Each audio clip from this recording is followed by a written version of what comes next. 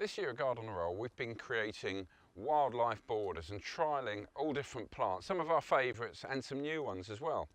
Now this area you can see here, it looks like it's been here years, but actually about 2 months ago we built the beds, filled them with soil, and we put all our favourite plants in here with a lot of new ones as well, just to see which ones work the best.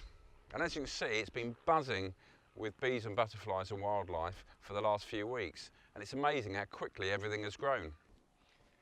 When we planted this area, all the plants, believe it or not, were our standard 1 litre size plants, which we love to put in our boxes because they're easy to plant and they grow so quickly. As you can see, they were all this size. We've got a beautiful Stipa tenuissima. The grasses look amazing. We've got dahlias in here.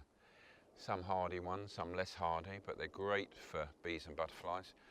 The Bonariensis, so reliable, so floriferous and so hardy, flowers forever and is really easy to grow. And Achilles, I love Achilles. In the winter they look beautiful with the old seed heads.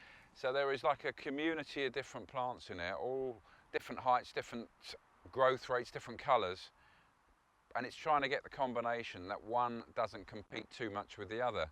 And because we've used mainly perennials and grasses, they're not taking light away from each other and they're kind of creating this contemporary meadow kind of feel, which I really, really like. In the winter time, this will, obviously a lot of this will go bare, but it will still be lovely. There'll be a lot of seed heads which you can leave on for birds, and we're going to see what it looks like in November and December, and maybe add some evergreens in the mix for next year. I think it looks great. What do you think?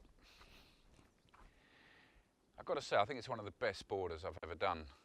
It's really vibrant, really colourful, brilliant for wildlife, and actually really easy to maintain as well.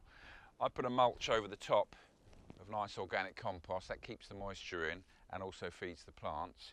Watering is every 3 or 4 days whenever it's dry. Keep the weeds down until the plants fill the gaps, and I'm just filling in a few little spaces with some new plants like this Alstroemeria. It's great for maybe a community project, school, or a sunny border at home. I absolutely love it. I think it's great.